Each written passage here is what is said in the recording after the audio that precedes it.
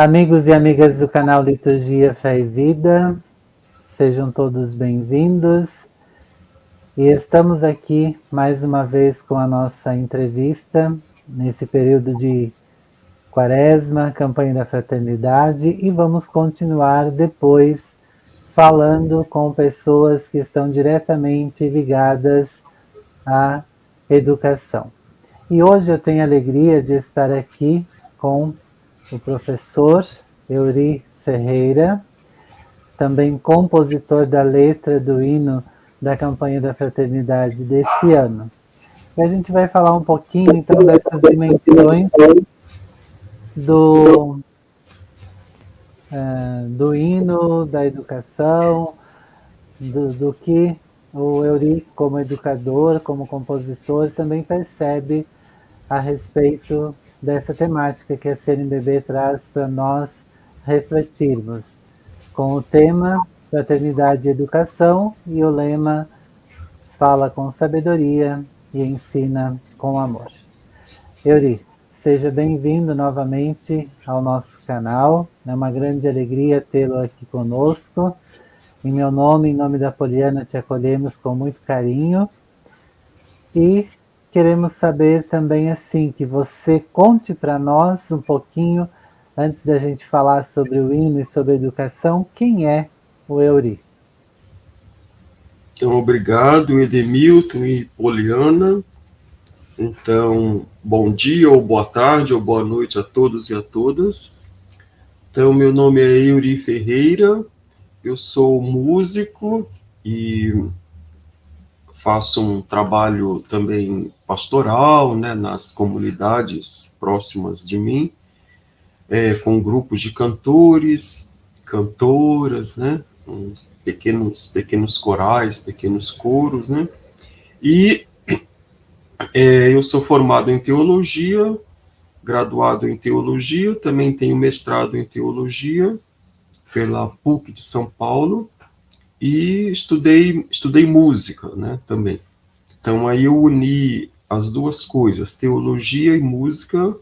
Justamente eu fui estudar teologia para ajudar, para contribuir para a área da música, e aí eu fui fazendo uma pequena especialização em música litúrgica e também unindo vamos dizer assim, a prática da música litúrgica com a liturgia, né, que eu também fiz uma especialização em Goiás em liturgia. E aí, enveredando nesse caminho da composição musical, com a ajuda do setor de música da CNBB, que convida músicos e convoca músicos e compositores desde 2004, eu fui aí me aprimorando, ainda estou me aprimorando na arte da composição e na arte da música litúrgica, né, que é uma arte, né, compor para a liturgia, cantar a liturgia, compor textos litúrgicos, poéticos, né? Então, esse sou eu, e aí também eu sou leigo, sou batizado, crismado, e contribuo com a igreja no Brasil a partir da minha laicidade, né, e a partir do meu batismo. Acho que isso é que é o mais importante, né? Todos os outros títulos e cargos eu dispenso e coloco à frente o meu batismo, que me coloca como, vamos dizer assim, autônomo dentro dessa igreja que a gente professa a nossa fé. Muito bem, que legal, né? A gente saber que essa visão do batismo, essa dimensão batismal, a missão do sacerdócio comum de Cristo na igreja é, sem dúvida alguma, sal e luz na vida das comunidades, na vida das pessoas que integram essas comunidades. Euri, como você vê a proposta trazida pela CNBB para refletir a campanha da fraternidade deste ano, na dimensão de você ser educador, ser leigo, ser integrante de uma comunidade? Como você vê, então, essa proposta lançada pela CNBB para a gente refletir sobre a educação, um tema que desafia bastante, mas que precisa de um olhar especial. De uma certa forma, eu ainda estou me inserindo no mundo da educação, não tenho experiência ou carreira pedagógica, né, ou no currículo, como assim se chama, né, mas a gente vê também que a igreja, ela é pedagoga, ela é educadora. E o tema do meu mestrado foi a pedagogia da fé durante o ano litúrgico, né, aquilo que a igreja transmite como educadora a partir dos ritos e dos tempos que vão acontecendo durante o ano litúrgico. De certa forma, eu me debrucei sobre esse tema da pedagogia, de como é que a igreja educa a gente na fé, na espiritualidade, para contemplar e viver o mistério pascal. Então, foi a partir daí que eu pensei em compor essa letra para poder ajudar aí no que a gente chama da terceira dimensão da quaresma, que é a proposta da caridade, né? Então, é o tripé, um tripé que forma um contexto espiritual, né? Então, as nossas obras de caridade, que é o terceiro tripé, o jejum, a penitência e a oração, né? Então, a penitência, ela é todo o conjunto aí do tempo quaresmal, né? Então, o jejum, a oração e a caridade, né? O jejum ligado ao corpo, a oração ligada à espiritualidade e a caridade também ligada a uma proposta social. E aí, quando a CNBB traz todo ano esses temas que são ligados a uma proposta social, é porque a igreja no Brasil também se preocupa com essas questões de base, né? Então, um ano é a educação, outro ano são as realidades indígenas, outro ano é a saúde, outro ano é a segurança pública, né?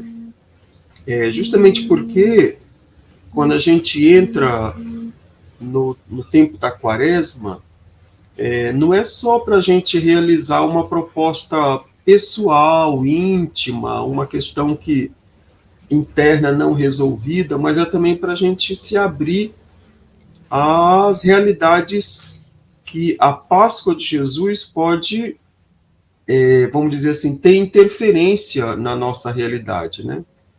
E aí, o tema ligado a esse terceiro tripé, que é a caridade, vamos dizer assim, social, uma proposta social, a gente pensa que a Páscoa de Jesus vai, pelo menos, iluminar ou dar conta de discutir, pensar, repensar, com pequenos grupos, com comunidades, com paróquias, igrejas particulares, e interferir nessas realidades. Então, o tema desse ano é a educação.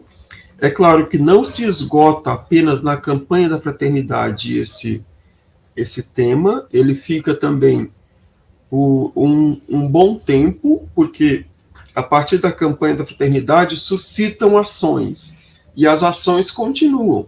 Depois a CNBB publica, num certo período, publicam todas as ações que foram propostas pelas comunidades, pelas paróquias, pelas igrejas particulares, e aí deixa muito transparente lá no seu canal da campanha da fraternidade quais foram as ações, né?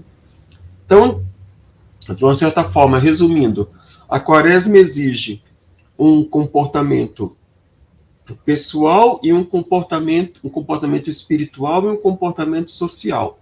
E aí a igreja no Brasil propõe, com as liturgias, propõe o caminho espiritual e com a campanha da fraternidade propõe o caminho social. Por isso que ela coloca e traz todo ano como campanha, né? Então, uma campanha que todo mundo se debruça, estuda e faz ações com um tema e o lema da campanha da fraternidade. E você também, né, como já mencionamos aqui, é o compositor da letra do hino da campanha da fraternidade desse ano. Você tem nos presenteado muito sobre a questão de pequenas oficinas a respeito da poesia no canto, de muita qualidade, de muita ajuda, melhor dizendo, para nós que ainda não tínhamos um conhecimento um pouco maior nessa dimensão da poesia no canto litúrgico. E a pergunta é a seguinte: qual foi a inspiração para a composição do hino da campanha da fraternidade? Você já falou também algumas coisas aí. E o que a poesia traz para a nossa formação como cristãos e como educadores, né? Nem todos os educadores são cristãos, mas a educação envolve a todos. Então, como que seria essa dimensão aí? Muito boa pergunta. Então, a gente tem aí duas questões, né? Então, nem todos os educadores são cristãos, mas a igreja se preocupa com uma proposta educativa, uma proposta de educação, de pedagogia a partir da realidade cristã. Não é que a gente vai inculcar na cabeça de todo o processo de educação que o cristianismo, todo mundo tem que virar cristão. Não é essa a proposta, né? Porque dentro do conceito do diálogo ecumênico, do diálogo interreligioso, há outras propostas espirituais no mundo e que a gente tem que se encontrar com elas e dialogar com elas, né? Mas como parte da Igreja Católica, então a inspiração ela é bíblica e também evangélica, né? Então assim, como é que Jesus ensina? Então o paradigma é Jesus, né? Como é que ele faz a proposta para que aqueles que querem seguir o discipulado, o caminho do reino, possam se inserir nessa proposta da educação. O próprio Jesus, ele deixa bem claro lá nos evangelhos, né? Olha, quem quiser me seguir, toma sua cruz e siga-me. Essa é uma das propostas. Isso, ele não vai dizer que é um caminho maravilhoso, cheio de flores, muito lindo. Não. E depois uma outra indagação, que um jovem rico pergunta assim: mestre, o que eu faço para ganhar o reino, né? Aí Jesus fala assim: você vai, vende tudo que tem, dá aos pobres, e depois você vem e segue-me. Mas o jovem pensou, e aí saiu muito triste, foi embora, né? Porque o processo do segmento do reino é um processo também de desapego. Então, esse é o jeito de Jesus ensinar, fazer com que as pessoas mesmas reflitam sobre a sua condição e a sua proposta dentro do seu ambiente de despertar para o processo de optar por alguma proposta. Então, seguir o reino não é uma coisa tranquila. Tanto é que Jesus, a gente já sabe o que aconteceu com ele, né? Quais foram as consequências da sua pregação, né? E aí a segunda questão é: a igreja se inspira em Jesus para propor um processo de pedagogia da fé baseado ou inspirada nos evangelhos, como Jesus seguiu. Então, o nosso lema: fala com sabedoria, ensina com amor. E depois a sabedoria, ela vem, vamos dizer assim, compondo as realidades do mundo, né? Então, todas as descobertas, as ciências, o estudo, o avanço da tecnologia, o avanço da medicina. Então, certamente tem profissionais que empenharam os seus saberes para poder ajudar e colaborar com a melhoria do mundo, né? Quando os profissionais se debruçam sobre questões, por exemplo, questões sanitárias, como a Covid, né? Então, é para ajudar o mundo a ficar melhor. Então, aí a gente tem o plano da sabedoria, a gente tem a possibilidade de colocar o saber à disposição. E aí, quando junta a possibilidade da sabedoria com a proposta da caridade, do amor, da compaixão, pronto, aí a receita ela fica mais elaborada e todo mundo se empenha, porque não é só uma questão de dizer assim, olha, então eu vou depositar em você aquilo que é meu conhecimento, você vai dar conta disso porque você tem que ser alguém na vida, né? Então, todo o processo que a gente aprendeu de educação é para que as pessoas sejam alguém, né? Mas aí tem uma coisa que fica meio esquisita, né? Não é que a gente quer ser alguém, a gente quer ser vamos dizer assim, um personagem para transformar o mundo, né? Não é ser melhor do que outros, né? E aí também agir com supremacia em cima dos que também não sabem, né?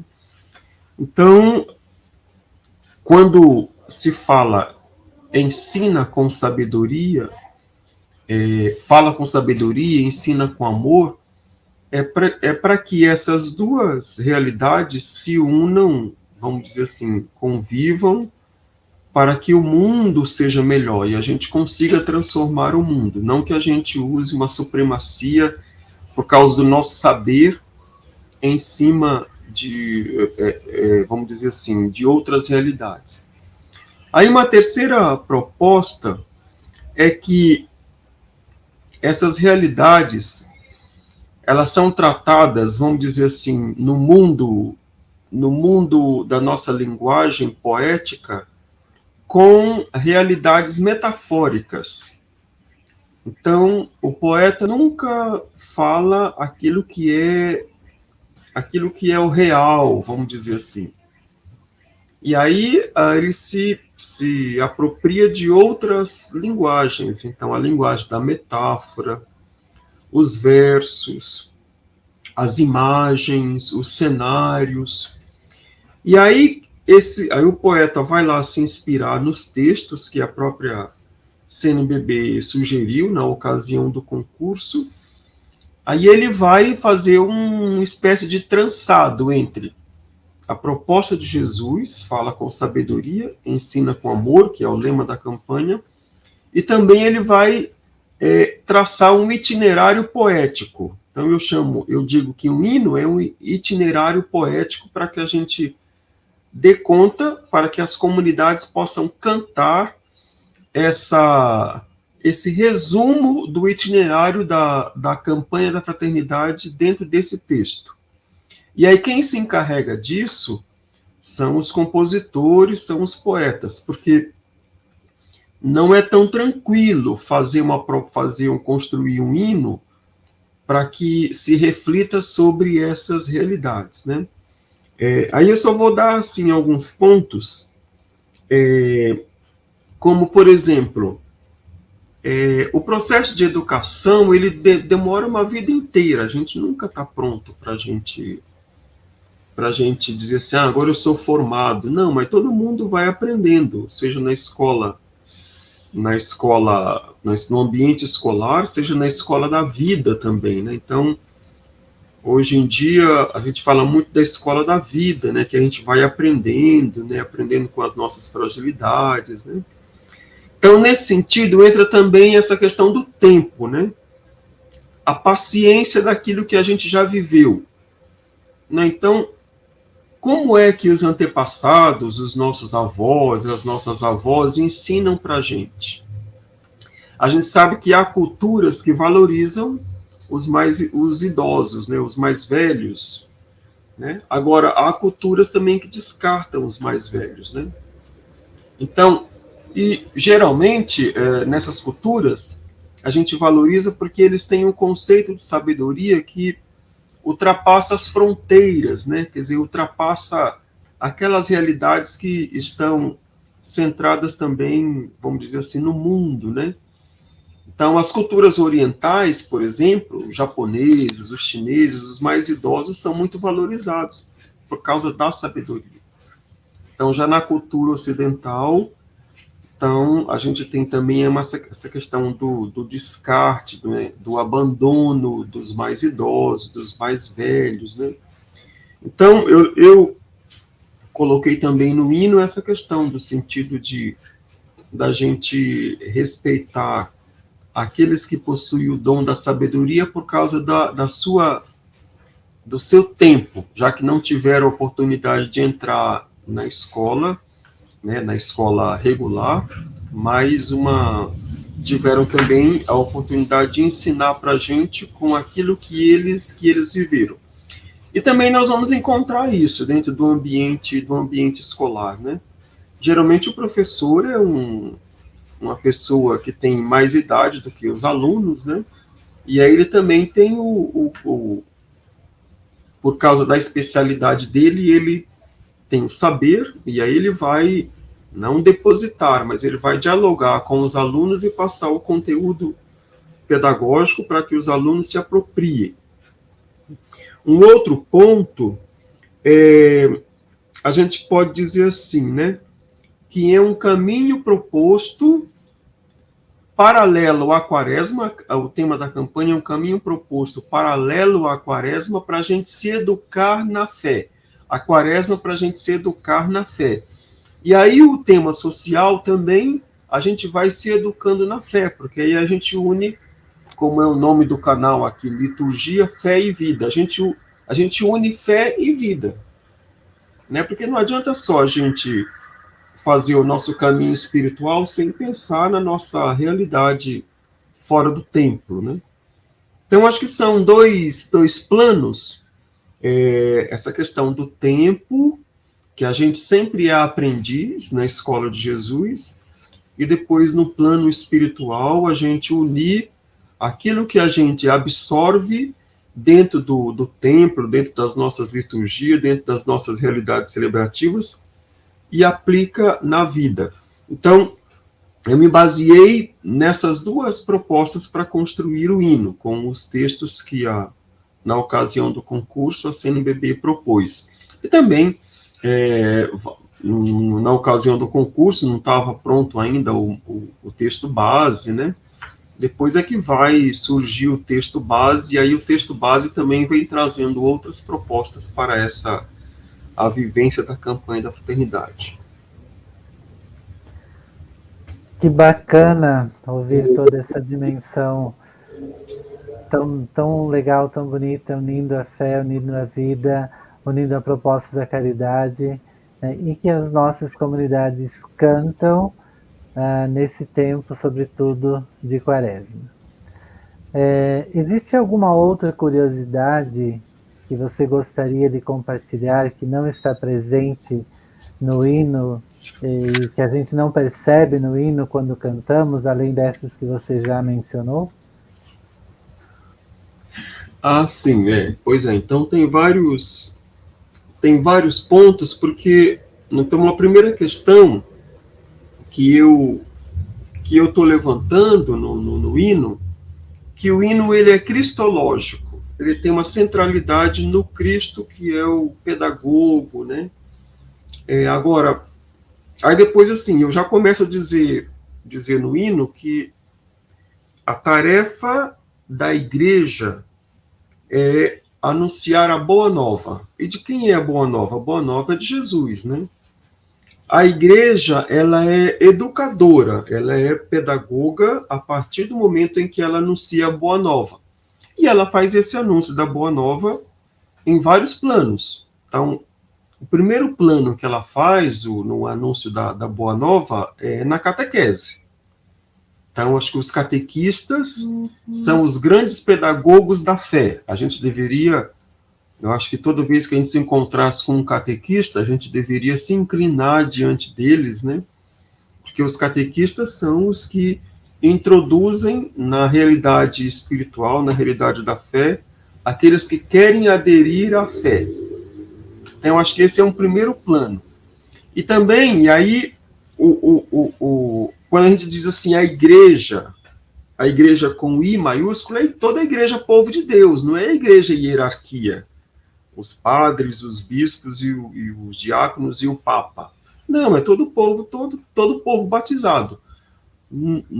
Dentre esse povo se inclui os padres, os bispos, os diáconos e o Papa Francisco, né? Ele também é parte do povo de Deus.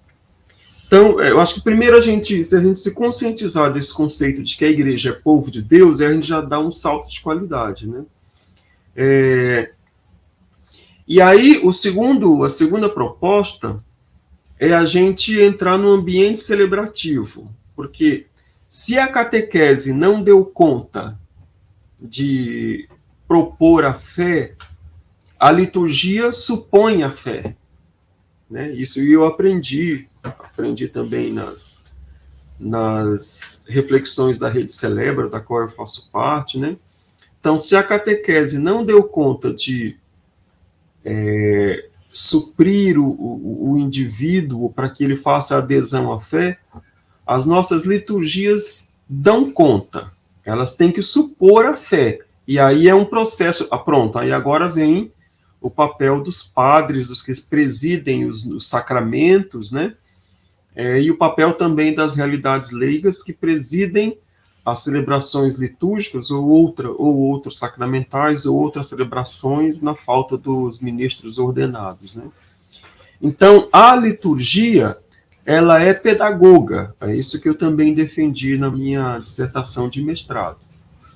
Então, agora, como é que ela é pedagoga?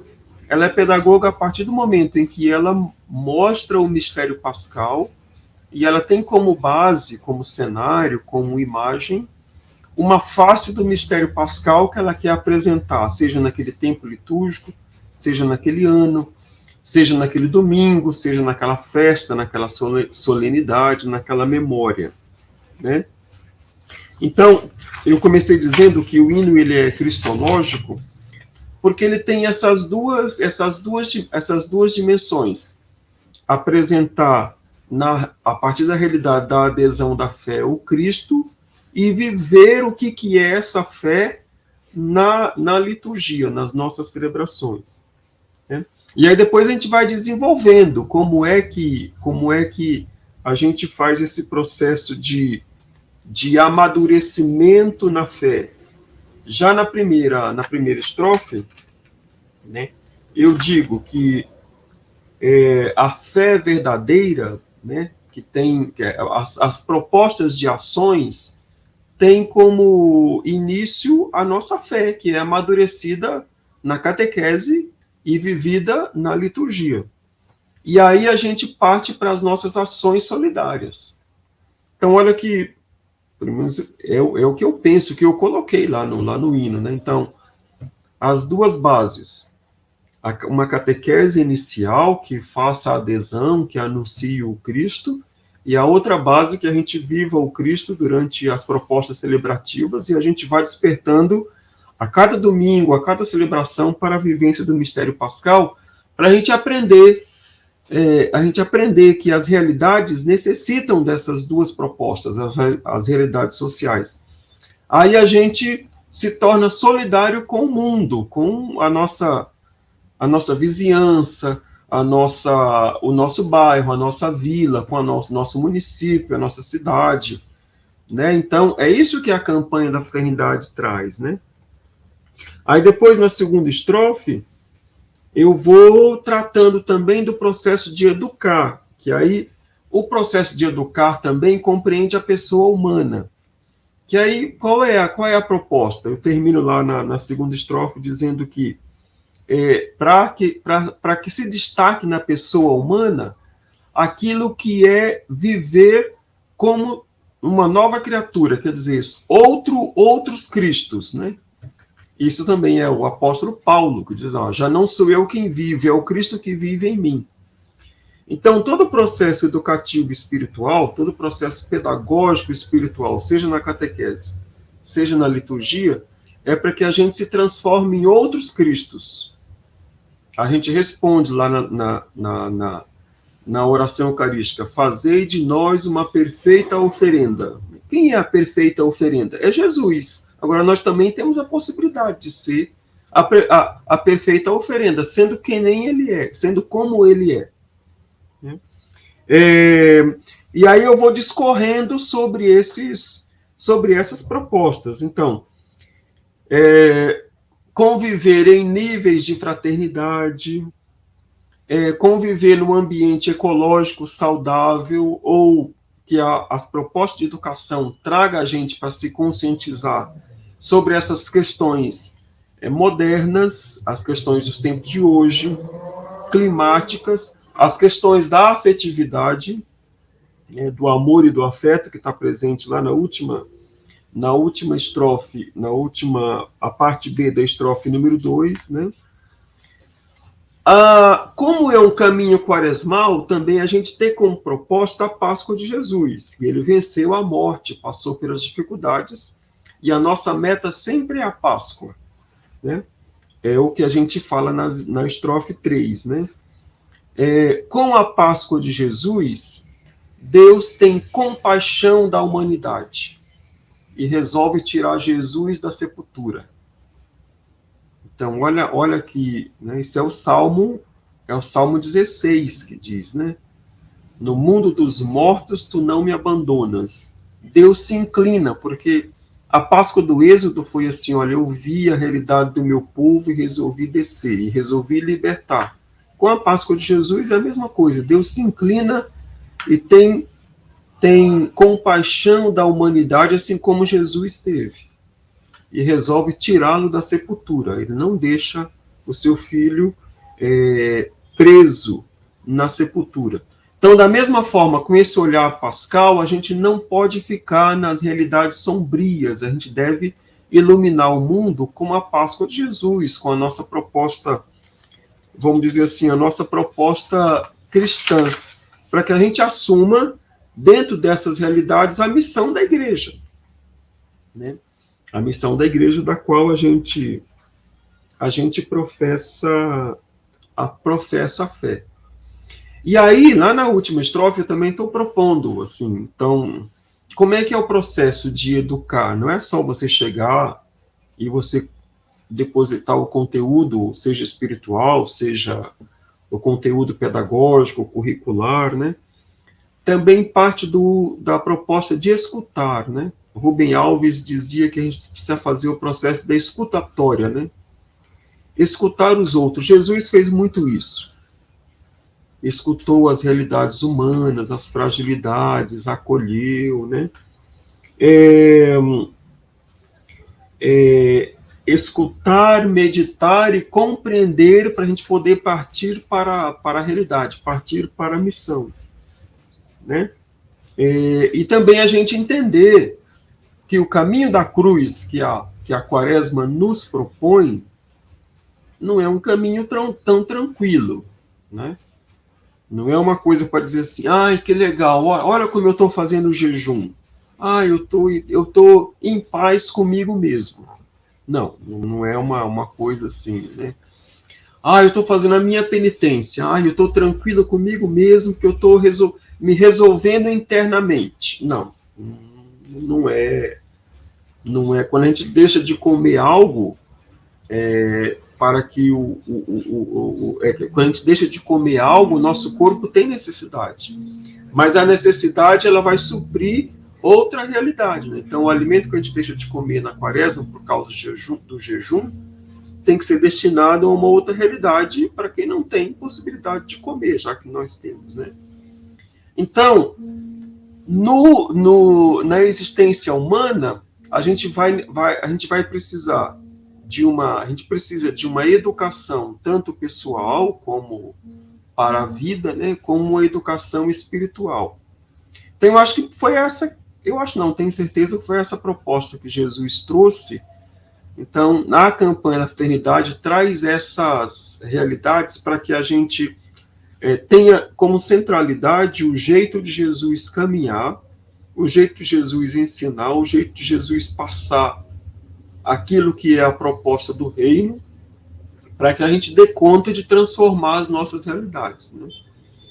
E aí o papel do poeta é colocar essas vamos dizer assim, essas propostas em rimas, em versos, para que se transforme no hino. Né? Eu não sou especialista nisso, estou no caminho, estou aprendendo, mas com a ajuda dos mais experientes que me conduziram no caminho, vamos dizer assim, da composição litúrgica, dos textos litúrgicos que eu aprendi, estou aprendendo bastante, então a gente pôde colaborar esse ano com essa letra do hino da campanha da fraternidade. Diga-se de passagem, uma letra muito bonita, muito espiritual e muito mistagógica, né? Parabéns, Euri, pela inspiração e por nos ter presenteado com um belo hino. E também agora me falha o nome do compositor da música, que também trouxe essa dimensão musical tão bem estruturada para o nosso hino da campanha. Isso, o compositor da música é o Miguel Felipe, é um leigo lá de Florianópolis, né? Então, quando a CNBB propõe o concurso, então primeiro é o concurso da letra, depois é o concurso da música, justamente para que todos tenham oportunidade de participar e abrir também, assim, para os artistas, né, essa proposta de mergulhar também nesse tema e divulgar, né, que é uma coisa boa que só acontece na Igreja do Brasil, né? A campanha da fraternidade não tem mais em nenhum outro lugar do mundo, né? Então nós temos o privilégio de a cada quaresma mergulhar, e aí todo mundo se sente envolvido, olha, os artistas, os poetas, as comunidades, as igrejas particulares, né? E isso dura, né? Dura porque todo mundo né, se envolve nessa proposta, né? Eu acho que é uma campanha muito boa e séria, né? E todo mundo entra nessa pegada da campanha da fraternidade. Né? Muito bem, Euri, agradecemos a sua presença conosco, né, tão rica a sua fala, que vem sempre nos enriquecendo com a sua sabedoria, com a sua disposição de sempre estar nos passando conteúdos que nos fazem crescer ainda mais na nossa fé e entender melhor o mistério, embora o mistério não se esgote, né? Então aí alguns minutinhos para você deixar a sua mensagem final. Já estamos encerrando a nossa entrevista. Que mensagem então você deixaria para nós nesse momento, encerrando essa nossa entrevista? Então eu agradeço o Edemilton, a Poliana, o canal Liturgia, Fé e Vida, com essa pequena contribuição, né? Então, eu acho que assim, se inspirem nas campanhas da fraternidade para que a gente possa transformar as nossas realidades, né? Muita gente diz assim, mas o hino a gente só canta durante a campanha da fraternidade, depois passa. Sim, o hino passa porque ele é um hino de campanha. Uma campanha, ela tem prazo determinado, ela começa e termina porque ela, né, depois vai vir outro tema, mas a reflexão fica, né? Então podem usar o hino em outros momentos, né, em outras. Quem não teve ainda a oportunidade de sentar e debruçar sobre o texto base pode fazer isso em outros momentos que não seja a quaresma, porque a reflexão da educação continua, não é que vai acabar, mas a própria proposta da campanha, porque a igreja ela é dinâmica, ela tem que continuar o seu trabalho durante o ano litúrgico, durante as celebrações, as festas e as comemorações que ela faz durante o ano, e ela sempre tem que dar vamos dizer assim, um ponto de alerta para alguma realidade que ainda precisa ser trabalhada, seja nas suas fragilidades, seja nas suas potencialidades. E esse é o papel da igreja, despertar a gente para que a gente se insira na missão e dê conta de que o reino de Deus, a realidade pascal, possa ser inserida nessas propostas, né? Então fica aí vamos dizer assim, um desafio para que a gente não encerre a reflexão agora, terminando a quaresma, mas que a gente continue durante todo o ano litúrgico essa reflexão, e aí também já ir pensando na proposta do tema do ano que vem, né? Olha, esse ano é educação, o ano que vem a CNBB vai trabalhar a questão da fome, né? Pão para quem tem fome. Já tivemos uma campanha da fraternidade assim. Olha que coisa mais, né? As duas coisas ligadas, né? Educar para que toda a realidade social não passe fome, tenha condições de viver, né? Então é sempre uma proposta de a gente ir perguntando, né? Como é que a Páscoa vai mergulhar aqui e ela vai transformar essa realidade, né? Dar luzes a essa realidade. Muito bem, muito obrigado, Euri. E desejamos aí que você tenha uma boa Semana Santa, boas celebrações com as suas comunidades, com a sua comunidade, suas comunidades aí, de todo o Tríduo Pascal e da celebração pascal também. Um abraço fraterno, em meu nome e em nome da Poliana. Obrigado, até mais, Edemilton. Até.